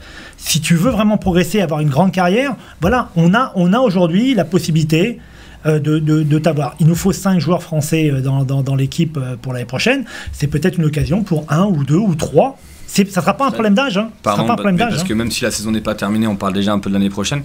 Est-ce que si notre saison, on n'a pas de titre, si malheureusement il n'y a pas de titre, il n'y a pas de qualif pour les playoffs et qu'on n'a pas cette Coupe de France, est-ce que forcément ça va avoir des répercussions et sportives, j'imagine aussi économiques? Oui, bien sûr, énorme. Oui. Et pas des moindres. Oui. Est-ce que le projet sur lequel on est parti là, sur 2-3 ans peut-être avec le coach, est-ce qu'il est quand même toujours viable? Est-ce qu'on peut imaginer que... Alors, il y a 2 éléments à cela. Oui, il est viable. Parce que les joueurs qui recherchent, c'est plutôt des joueurs accessibles. Des joueurs accessibles. Ouais. Qui veulent travailler, donc ça c'est pas une question de tarif, et pas forcément des joueurs qui ont déjà explosé. Il veut les faire exploser. À côté de ça, il faudra des joueurs majeurs, des joueurs comme Dobel, évidemment, il souhaitera le garder, et d'autres. Et s'il y a d'autres bons joueurs qui veulent venir, qu'ils soient français ou étrangers ou européens, ça posera pas de problème non plus. Donc évidemment, le projet, il est plus que viable. Et j'ai envie de dire, avec le petit bémol que en Serbie, aux Partisans, c'est quand même, il y a un terroir de joueurs beaucoup plus important, mais il l'a fait aux Partisans avec pas forcément plus de moyens qu'au CSP. Donc ce qui prouve que c'est faisable. Sauf que quand il a 5-6 joueurs serbes du pays, ils ont déjà une culture basket énorme, alors que nous, on récupère des joueurs de ping-pong. Et on veut en faire des joueurs de tennis. Et c'est pas péjoratif par rapport au ping-pong, au tennis de table, mais ça ressemble, mais c'est pas tout à fait le même sport. Avant de parler de la saison prochaine, il y a encore une saison qui n'est pas tout à fait finie. Non, mais c'est vous qui parlez de la saison. Moi, je suis toi. Avant qu'on arrive là et qu'on en parle là. La Coupe de France. La Coupe de France, on y revient. Fred, la Coupe de France, oui. Fois. Vous l'avez gagnée en 2000. Oui. Fred, en 94 et 95. Oui. Ça vaut le coup de la jouer, cette Coupe de France ? Vous avez des titres en basket ou en sport ? Personnellement, non. Mais voilà, vous avez la réponse. Un titre de Coupe de France, ça vaut... C'est un titre. Ça à la fin de sa carrière, un joueur, il ne se rappelle que d'une chose, c'est des titres. Donc ils vont la jouer. Il n'y a que ça. Noli Mujo... Je suis pas dans leur tête. Ce sont des joueurs pros. Mais si aujourd'hui ils ne jouent pas la Coupe de France, c'est qu'ils n'ont rien compris. C'est vraiment qu'ils n'ont rien compris. Donc quel que soit le résultat de mercredi soir, vous nous garantissez que l'attitude, elle sera là. Mais je ne peux pas la garantir, c'est eux qui sont sur le terrain. Ce qu'il faut bien comprendre, c'est qu'on essaye de former un groupe, d'avoir les meilleurs joueurs possibles, de faire un truc qui soit cohérent, mais à un moment, la performance, c'est même pas le coach qui décide. Alors, si un la joueur performance, c'est ça à la fin de sa carrière, oui. Comment vous expliquez des attitudes dont on parlait tout à l'heure ? Mais parce qu'ils s'en rendent pas compte sur le moment, c'est à la fin qu'on s'en rend compte. Ouais. Moi, je pense que c'est à la fin qu'on se rend des moments qu'on a perdu à faire des conneries. Et, Alors, comment le faire rentrer dans la quand on est champion de France, moi, j'ai plein de solutions, mais Fred est contre. Alors, Fred, moi, en les frappant, en les attachant, enfin, je veux dire, des trucs comme ça. Je pense que pour certains joueurs, c'est la seule solution. Mais après, en tout cas, Fred n'est pas de sa ce sûr, j'ai pas de casquette en cuir, j'ai pas encore. Moi, j'ai ça à la maison, je sais me débrouiller. si je peux dire 2-3 mots, je pense que on ne peut pas faire l'économie et pardon de faire le limoujo de base à les supporters, mais je pense que si j'ai un message à donner aux joueurs, aux coachs, c'est qu'on ne peut pas faire l'économie de sacrifier. Alors après, la Coupe de France, ça reste qu'un match, hein, c'est compliqué de se projeter. 3. Enfin, c'est 3 matchs, mais d'abord un match. On ne peut pas faire l'économie de tout donner sur notre compétition, parce qu'on sait que c'est une aventure sportive aussi, une aventure humaine. Et quand on voit investissement des gens qui viennent à Beaublanc, je parle des supporters, j'imagine aussi les partenaires, les groupes de supporters, et la joie que ça peut procurer, ce qu'on a vécu l'an dernier. Comment est-il possible d'imaginer que des joueurs ne veuillent pas éventuellement jouer cette Coupe de France, que je ne veux pas croire. Je pense que c'est pas qu'ils veulent pas la jouer, c'est que des fois ils se rendent pas compte, ils n'ont pas toujours conscience déjà de l'impact que ça a auprès du club, des supporters, des partenaires, des abonnés, tout ça. Sauf pour ceux qui l'ont vécu quand même. Et que des fois aussi, ils sont... Je veux pas croire que les joueurs ne soient pas complètement déçus de la saison. C'est-à-dire que c'est quand même pas des mauvais gars, c'est pas des mecs qui s'en foutent. Alors oui, il y en a un qui a plus mal à la tête ou aux cheveux qu'aux jambes. Il y en a qui comprennent pas déjà, enfin toujours tout ce qui se passe, les enjeux qu'il y a à droite à gauche, et qu'ils sont un peu plus renfermés, plus égoïstes. Ça arrive chez nous, ça arrive ailleurs, mais peut-être un peu plus chez nous. Mais nous, on l'a connu avec Fred quand on gagne un titre. Alors oui, quand c'est un titre de champion de France, comme on l'a vu sur le parquet, où c'est juste extraordinaire, où il y a les confettis qui tombent, où la salle est en liesse, il y a 10 000 personnes dans le stade, où voilà, ça c'est des moments exceptionnels. Tout ce qui arrive avant, les jours d'avant, c'est exceptionnel. Mais même sur une Coupe de France, même sur un match du match des champions qu'on a gagné il y a 3 ans, il reste un truc. C'est-à-dire qu'à un moment donné, tu es dans un vestiaire avec un mec, t'en as chié pendant des mois et t'as gagné une compétition. Et déjà, toi, t'es fier de ce que tu as fait, t'es fier de tes coéquipiers, et tu dis, j'ai pas trimé tout ça pour rien. Quoi qu'il arrive, qu'on gagne un titre ou pas à la fin de la saison, si on gagne un titre, la saison est pas complètement ratée. D'accord. Par contre, qu'on gagne un titre ou pas, les joueurs se seront entraînés autant. Ils auront sué autant sur le terrain. Ils auront fait autant de déplacements. Ils auront été dans des galères à attendre des trains, des avions, des bus, voilà. Sauf que ça ne marquera pas leur vie. Et ça marquera pas leur vie. Et pour ces 10 minutes d'après-match dans le vestiaire, parce que pour un joueur, c'est un truc incroyable. Hein. On l'a vu avec Alex Hacker, quel beau joueur, et qui pourtant, durant toute sa carrière, n'avait jamais rien gagné. Exactement. Et c'était peut-être le plus beau visage qu'on voyait parmi les joueurs. Exactement. C'est-à-dire qu'on peut vivre des moments incroyables, et je sors évidemment la naissance de ses enfants, des choses qui sont incroyables, voilà. Mais quand on a la chance de faire un métier, enfin qui n'est pas un métier, qui est une activité rémunérée pour être en short et courir après un ballon, et quand on peut vivre des émotions, des moments comme ça, c'est juste ici quoi, à Limoges en plus quoi. Mais en plus avec la liesse qu'il y a derrière, mais les moments dans le vestiaire, c'est des moments uniques qu'on ne revit jamais. Et derrière, c'est là où on est mal construit. Ça te manque toute ta vie. C'est bien ce que tu dis parce que c'est ce que j'allais dire. Et qu'après tu cours derrière ça. De dire une chose, mais je suis d'accord avec lui. Tu cours derrière ça après. Parce que et tu peux faire la même saison et ne jamais le vivre. Mais quelle connerie quand t'es joueur de pas tout donner sur le maillot, sur le terrain, de pas mouiller ton maillot, de pas comme tu disais tout à l'heure, des fois il manque un peu de caractère, mais c'est pas se battre sur un terrain, mais c'est faire le petit geste. Nous on se prend 3 croche-pattes à Nanterre. Alors ils sont involontaires, il n'y a pas faute, ils sont pas sifflés, ils sont bien faits, ils jouent un peu rugueux, mais ça fait partie du jeu. Mais ils savent le faire. Léo, à un moment donné, il se prend les pieds, on voit bien qu'il y a un pied qui est mis volontairement. Mais ça fait partie du jeu, il allait au panier et du coup il perd le ballon, il y a contre-attaque, il y a 5 points sur l'action. Ce que vous venez de dire, vous l'avez dit aux joueurs, ce que ça représente l'équipe, vous leur avez parlé comme ça? Je suis très loin de l'équipe, il y a des coachs, il y a des assistants. Vous les voyez quand même. Je les vois, mais je leur parle pas de ça, Et c'est pas dommage? Et franchement, je suis désolé, encore une fois, j'interviens, mais si eux le comprennent pas, c'est dommage pour eux. C'est dommage pour eux, parce que c'est eux qui ratent quelque chose. Mais je sais pas combien il y a de personnes qui vont regarder l'émission. Je sais pas, il y en a combien sur l'année. Il y a entre 160 et 180 000 personnes qui viennent voir l'équipe sur une saison complète, quoi. Mais tous ces gens-là, ils rêvent d'avoir ces 10 minutes une fois dans leur vie dans le vestiaire. Et ces gens-là ne pourront jamais le vivre. Et eux, ils ont la possibilité. Ils en rêvent et ils savent même pas exactement. Ils arrivent même pas à savoir à quel point c'est bien. Enfin, c'est des moments. Imaginent des choses, mais regardez qu'on fait du sport à haut niveau, même à un niveau. Exactement. C'est des émotions qu'on peut comprendre. Alors, quand on fait du j'ai sport, pas comparé avec le titre de 93 parce que quand t'es champion d'Europe, t'es obligé de tout le ramener sur toi, quoi. À chaque fois. Non, mais c'est ce que je veux dire, en 2000. Mais en 2000, quand ils ont vécu. Et un jour, Fred, j'aimerais bien qu'on fasse une petite émission qui nous explique ce qui s'est passé en 2000 parce qu'il y a tellement de choses qui se disent et qui se racontent. J'aimerais bien que tu nous donnes la vraie vérité de ce qui s'est passé. Mais à un moment donné, ils étaient plus payés. Fred est intervenu avec d'autres pour essayer de colmater les trucs, tout ça. Le coach, à un moment, il voulait se barrer, les joueurs voulaient se barrer, les ricains, tout ça. Mais ils se sont entraînés pendant 10 mois de la même façon, sauf qu'à la fin, tu gagnes. Mais quel plaisir de vivre une saison comme ça. Le moment que tu as... Il faut écrire un bouquin derrière là-dessus, faire quelque chose. Mais quand tu gagnes un titre, même avec des mecs que tu n'apprécies pas plus que ça, parce qu'il y a des fois des mecs que tu aimes bien dans un club, dans une équipe, il y a des mecs que tu n'aimes pas particulièrement. Mais quand tu as gagné un titre, il reste un truc. Quand avec Torian Green, des fois on s'envoie des messages, quand avec Alex Hacker, quand avec différents les mecs, quand tu recroises J.K. Ward, quand il va revenir là, le public, ils vont avoir la fierté d'honorer ces gens-là, quoi.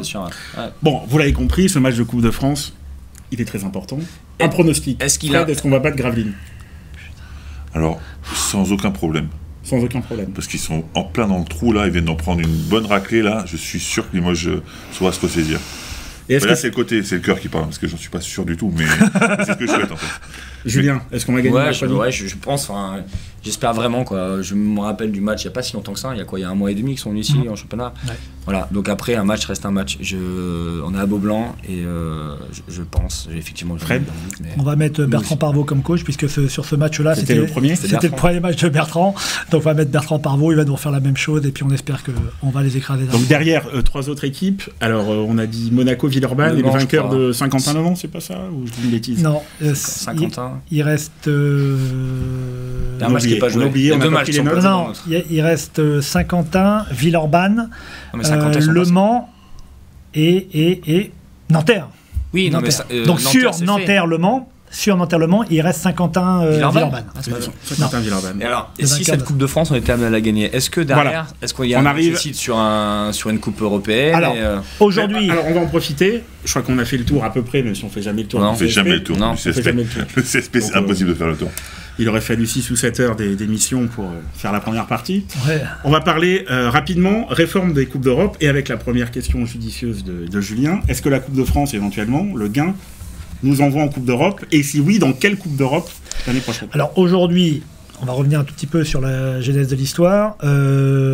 Aucun club français ne sera autorisé à jouer en Euroleague la saison prochaine. Ça veut dire ni dans la compétition Euroleague, ni dans la compétition Eurocoupe. Ça a été parce défini. Que la Ligue et la Fédé l'ont... Parce que la fédération l'a décidé. La fédération. Voilà, il y a un problème de fonctionnement entre l'Euroleague, qui était une compétition indépendante, et la FIBA. La FIBA a instauré des fenêtres à partir de 2017. Et donc, il y a une scission entre les deux organisations. Donc, la FIBA impose aux fédérations nationales, donc à la fédération française, d'interdire à ses équipes de jouer en Euroleague.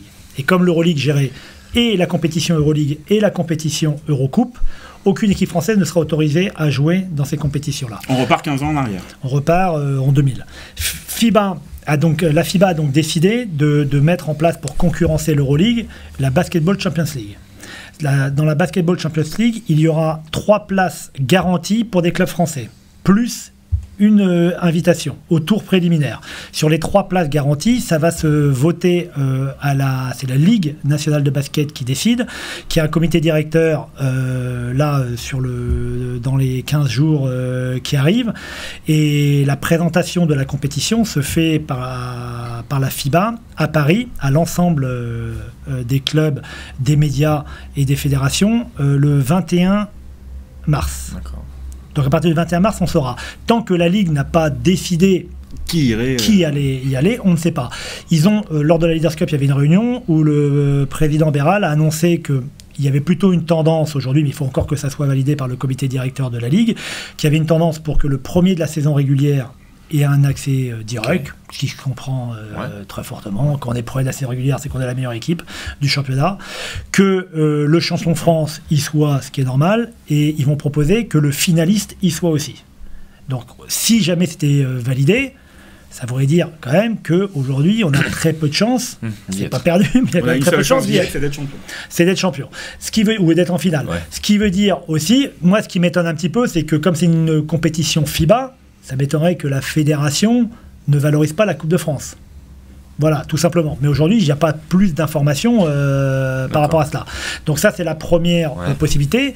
La FIBA a dit qu'ils inviteraient au tour préliminaire, parce qu'il y a 24 équipes qui vont être qualifiées, et 8 qui vont être qualifiés sur un tour préliminaire. D'accord. Donc là, il peut y avoir au moins 1 ou 2 places, mais au moins une place garantie pour les équipes françaises. Un tournoi et puis un tournoi à une vingtaine d'équipes, et les 8 premiers iraient remplir les 24 places, donc 24 plus 8, ça ferait 32. En pré-saison dès le mois de septembre. Ah ouais, d'accord. Okay. Donc voilà. C'est un match incroyable. Oui, ça fera énormément de matchs.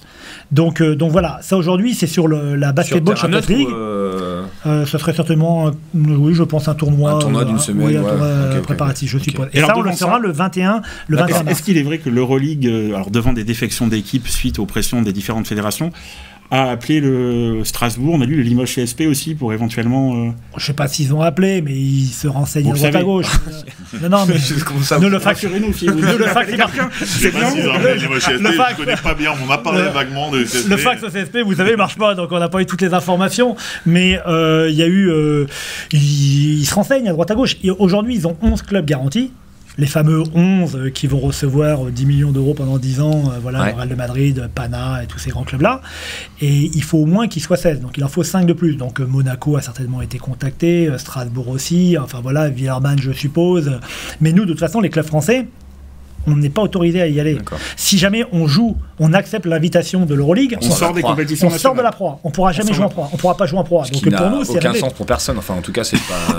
C'est vrai que c'est difficile de ne pas jouer les meilleures compétitions. Maintenant, mais quelle valeur pour le vainqueur de la Champions League Basketball? En fait, ça sera une Eurocoupe. C'est l'Eurocoupe de cette année.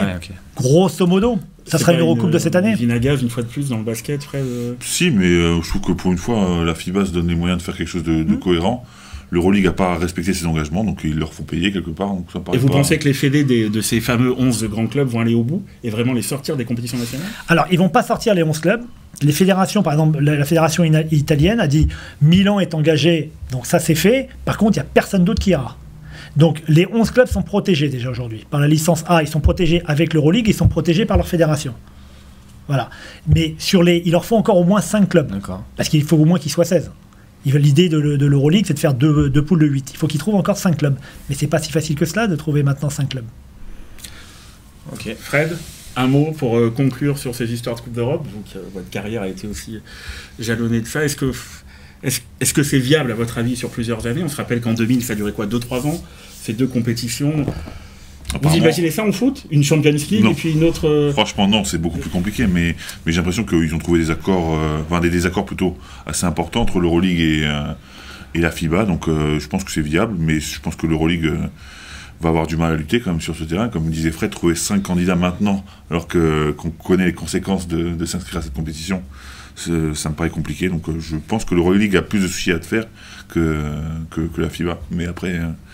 seul l'avenir nous le dira. Bon, puis on va pas parler trop d'Europe, on risque que ça nous porte malheur. On reviendra dans quelques semaines où là on pourra éventuellement envisager ça. Alors il y aura quand même, la FIBA organise une autre compétition, puisqu'il y aura l'Euroleague pour 16 clubs, il y aura la Basketball Champions League qui correspond aujourd'hui plus ou moins à l'Eurocoupe, et il y aura l'Euro Challenge qui existe, et la FIBA va continuer à organiser l'Euro Challenge. Toujours 3, C1, C2, C3 voilà, pour schématiser. C'est 3, alors aujourd'hui on ne sait pas le nombre d'équipes, comment ça va se passer, tout ça, mais il y a une troisième possibilité. Messieurs, dernier thème. Vous l'avez abordé tout à l'heure en évoquant Periscope. Vous savez qu'on sort un peu du basket pour être un peu plus léger, on va dire. Vous avez vu qu'il y a eu l'affaire Aurier, je ne vous apprends rien. Il y a eu les paris dans le basket, avec... Quoi, Stephen Brun a parié? Des choses un petit peu, montées en épingle, on va dire. Des punchlines sur Twitter. Il paraît que certains présidents de clubs de rugby, de foot et même de basket, à ce qu'on dit, sont devenus un petit peu accros à Twitter. Même pas vrai. Même pas vrai? Non. Non, mais Twitter, alors on va revenir dessus. Moi, j'aime beaucoup Twitter. J'utilise très peu Facebook. J'adore Twitter parce qu'en fait, Twitter, ça permet d'être en contact direct avec les gens qui transpirent dans le club, quoi. Ça veut dire que aujourd'hui, ce qui est marrant, mais il y a eu un incident, c'était quoi l'année dernière, avec un joueur, Ramel Curry, où tu le prends dans ton bureau, tu expliques à un moment qu'il n'est pas au niveau des performances que tu attends plus, ceci, cela. Le mec, il dit, mais ça se passe dans le bureau, ça regarde personne, tu fais ce que tu veux. Et le mec, il sort, et gentil garçon, hein. Il sort, et puis voilà, ça n'a aucune incidence sur lui, ça coule. Tu fais un tweet qui n'était pas en plus contre lui, mais qui était pour Alex Hacker, qui revenait à Beaublanc, qui venait avec Villeurbanne, qui met le shoot de la gagne. Voilà, ça se passe sur Ramel, mais c'est pour valoriser Alex Hacker, parce que c'est un grand champion, c'est un grand joueur. Et derrière, ça prend son agent, son avocat appelle en disant, mais vous pouvez pas dire ça, vous dénigrez l'image du joueur. Honnêtement, vous comprenez pas qu'on puisse pas penser, même si c'est pas le cas, mais qu'il y a une arrière-pensée. Vous imaginez pas ça? Alors même si on peut comprendre. Même si les gens sont tordus et peuvent penser cela. Il y a toujours une deuxième lecture sur tes trucs. Fred, s'il te plaît, Frédéric. Non, même si on peut penser cela, ok, à un moment donné, que ça prenne autant d'importance. Quand tu prends quelqu'un dans ton bureau, tu es convoqué par ton président et que tu dis, regarde tes stats, regarde ce à quoi on attendait, regarde tes attitudes. Si tu veux, on peut faire de la vidéo. Je peux t'expliquer par A plus B pourquoi on attendait plus et que tu fais pas ni dans les chiffres, ni dans le comportement, ni dans l'attitude. Et que le mec, ça change rien.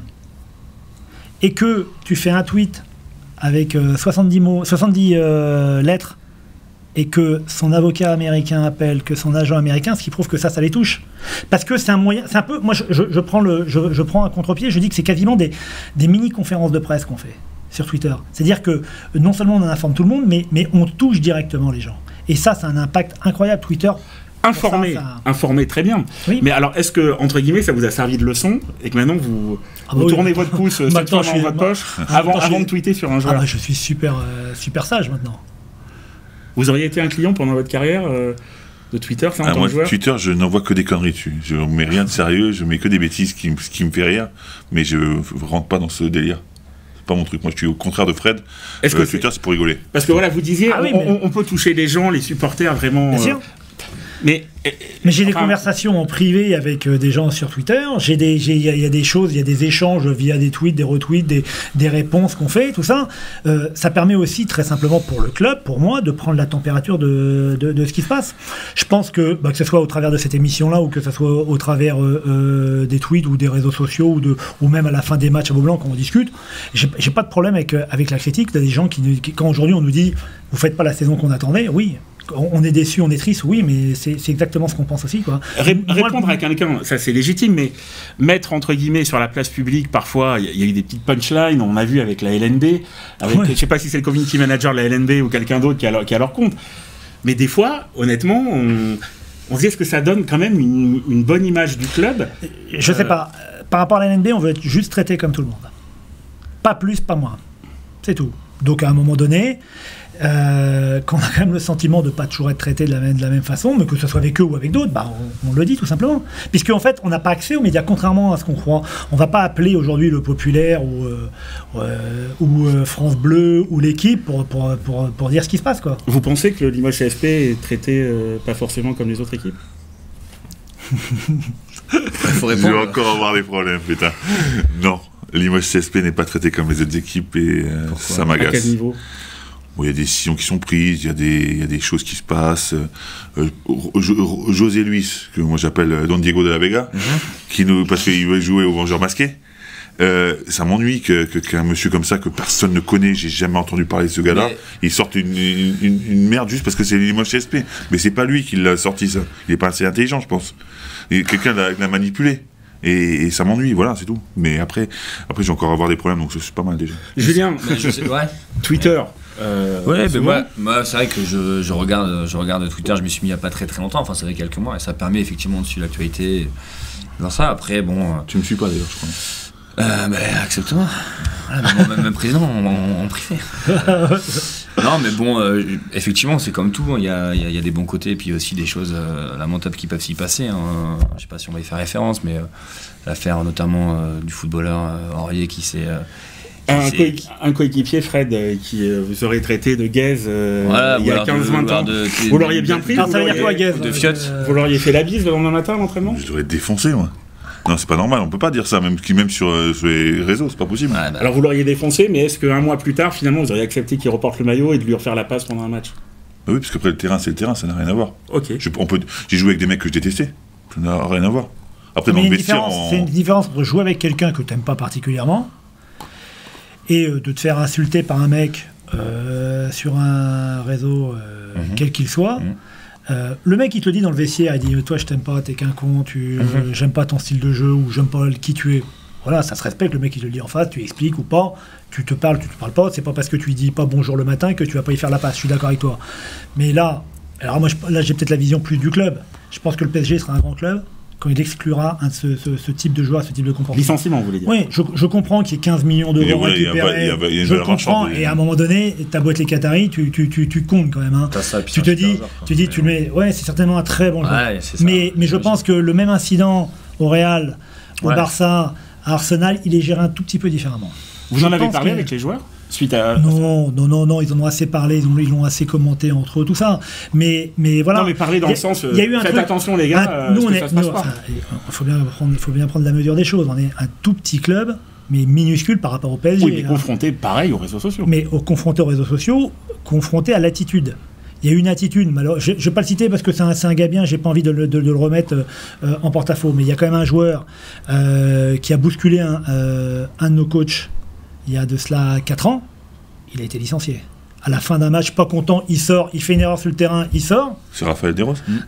Je sais pas, je demande. Donc, il sort, il met un coup de pied dans la chaise en sortant. La chaise a fait un valdingue, elle va toucher un spectateur qui est derrière. Le coach l'appelle, il le bouscule, il va au vestiaire. C'est pas acceptable, je suis désolé. Et pourtant, on avait besoin de Raphaël. Mais le sportif peut pas tout guider, quoi. C'est pas parce que c'est un bon joueur, c'est un bon mec, 99 fois sur 100, mais tu peux pas devant une salle bousculer ton coach et rester impuni. C'est pas acceptable. Et je pense que si ça s'était passé dans d'autres clubs, et je suis pas donneur de leçons parce que chacun essaye de gérer, et si on avait 15 millions à récupérer aujourd'hui, peut-être que j'y trouverais certaines excuses. Il faut quand même relativiser les choses. D'un moment, un grand club ne doit plus le raligner dans l'équipe à minima et doit s'arranger pour le blacklister. Parce que par rapport au reste, même les autres joueurs, dans un vestiaire c'est compliqué. Par rapport au coach, à Laurent Blanc, j'ai adoré la conférence de presse de Laurent Blanc. Hein, quand il a dit je l'ai fait venir, personne ne le connaissait, grosso modo j'ai fait sa carrière, je me suis battu auprès de mes dirigeants pour lui donner un gros contrat et des responsabilités. Et aujourd'hui, voilà comment il me remercie. C'est plus grave que d'être apathique pendant un match. Je sais pas. C'est différent. Mais en tout cas, ça. Mais moi, j'aimerais bien qu'il y en ait un qui dise ça sur Doulé, ça pourrait me faire rigoler. Je pense qu'il connaîtrait tous les escaliers de Beaublanc, le mec. Ouais, il se prendrait une baffe. Il se prendrait une baffe. Une baffe d'abord et après. On verra du temps, oui. Bon, en tout cas, pour revenir sur cette histoire de réseaux sociaux, on a Jean-Michel Aulas au foot, on a Mourad Boudjelal au rugby. Est-ce qu'on peut dire qu'on a Fred Forté au basket? Mais moins en ce moment, quand même. Bah oui. C'est calme, là. Bah bien sûr. Pourquoi? Parce que j'arrive. Parce que j'arrive. Non, parce que ça dépend aussi un petit peu de la situation, de l'actualité. Il y a des fois, on s'en sert aussi, et je m'en sers aussi un peu pour titiller les joueurs de temps en temps, des fois pour donner des informations, des fois voilà, par rapport au club, aux joueurs, au jeu, tout ça.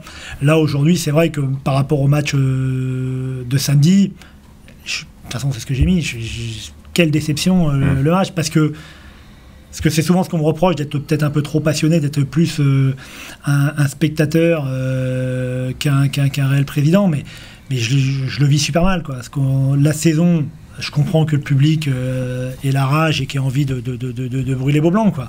Mais moi, le premier, là-dessus, je comprends pas, parce que quand on voit l'équipe, peut-être qu'on n'a pas l'équipe pour être champion, peut-être, et encore, mais peut-être, parce que simplement sur le poste de meneur, on a quand même... Aiko Charfadik, Léo Westermann, et on a Boma Caleb sur le poste 1-2, plus des joueurs comme Domel, plus Ali, plus Fréjus, plus... Fred a dit quelque chose Moi j'ai rencontré Doulé, je l'ai interviewé, j'étais parmi ceux qui l'interviewaient, il nous a dit l'équipe n'est pas montée pour être championne de France. Bien sûr, mais alors si elle n'est pas montée pour être championne de France, on peut peut-être être 2e, 3e, allez, 5e. Mais pas 11e, quoi. C'est pas possible. Non, ça, je suis d'accord. Ça, je veux dire, c'est que aujourd'hui cette équipe-là, mais c'est vrai, quand tu penses on peut à dire Gatens, que tout de suite, tu dis, ça peut être une équipe qui peut être dans les 2 premiers, c'est ça? Bon, s'il y a un jour à couper, t'es dur, mais à un moment, t'es aussi, Fred, il faut comprendre une chose, tu construis une équipe pour un coach. Tu fais pas la même équipe pour Jean-Marc Dupraz sur les 2 dernières saisons, tu fais pas la même équipe pour Jean-Marc Dupraz, tu ne fais pas la même équipe pour Philippe Hervé, tu fais pas la même équipe pour Doulé. On verra l'année prochaine l'équipe qu'on fera pour Doulé, quoi. Il y a ça aussi. Aujourd'hui, on essaye de faire, on a cherché des solutions, aujourd'hui, on nous propose pas de joueurs majeurs, donc on va pas non plus dire changer, pour simplement faire les malins devant le public en disant regardez, on s'est battu jusqu'au bout parce que voilà, aujourd'hui, on va pas rajouter un joueur si c'est pour rajouter un joueur majeur. C'est la situation actuelle du club là qui fait qu'on nous propose pas des joueurs, c'est la situation. Oui, mais comme je dis, on en a parlé tout à l'heure. Et Strasbourg on n'a pas non plus, Nanterre on n'a pas non plus, Villeurbanne n'en a pas non plus, mais ils vont peut-être trouver parce que voilà, l'année dernière, Pou il vient aussi parce qu'il sait qu'il peut être champion. Ouais. Là aujourd'hui, le joueur il dit mais ça se trouve dans 10 matchs c'est fini, quoi. Messieurs, très difficile. Pour conclure, est-ce que le président vous a convaincu? Est-ce que Limoges va faire les playoffs? Julien?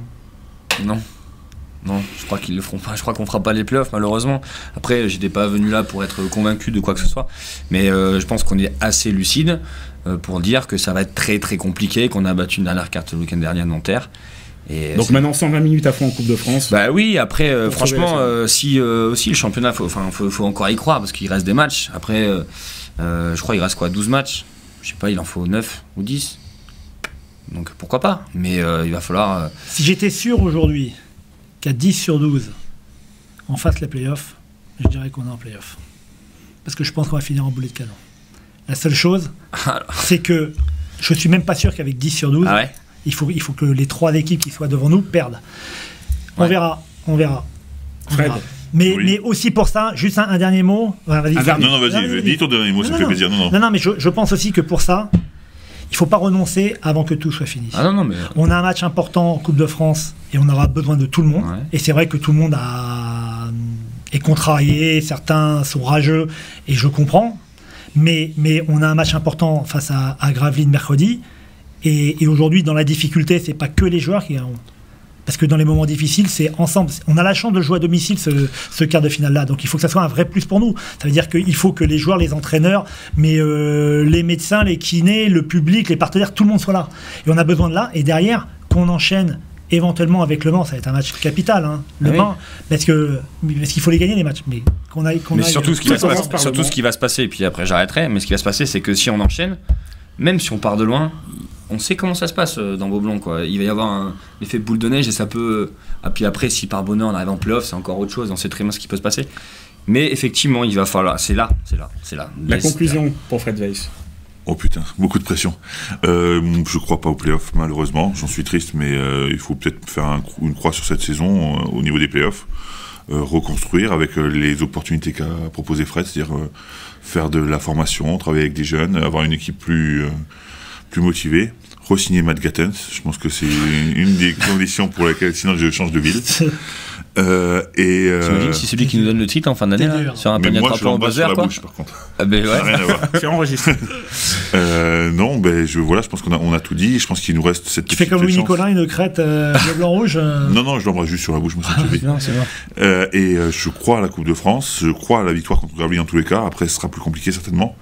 Et voilà. Voilà, ce qu'on souhaite, les héritiers de Fred Weiss et de sa bande en Coupe de France 16 ans après, pour les partenaires de Léo Westermann. C'est à peu près ça. Merci beaucoup à tous les En fait, trois. il me laisse les d'avoir derniers pris mots, le il me temps. coupe, le mec, il en a rien à foutre de ce qu'il raconte. Ok, mais merci de m'avoir coupé, c'est sympa. Merci Fred Weiss. Non, merci à Beaucoup. vous. Non, c'est moi. Un finaliste des Jeux Olympiques quand même qui était à notre table. Ah, ça, C'est quand même. Ouais, et un c'est mec pas qui s'est tous les fait jours, sauter hein. dessus par Vince Carter aussi, pour ceux Ah qui bah voilà, savent parce que pas. moi je devais trouver un... Non, on avait dit un- qu'on n'en parlerait pas. Voilà, d'accord, ok. À bientôt Julien. J'ai frappé Merci. toi. Merci beaucoup. Merci Fred. Merci à vous. Merci Fred. À bientôt. Salut.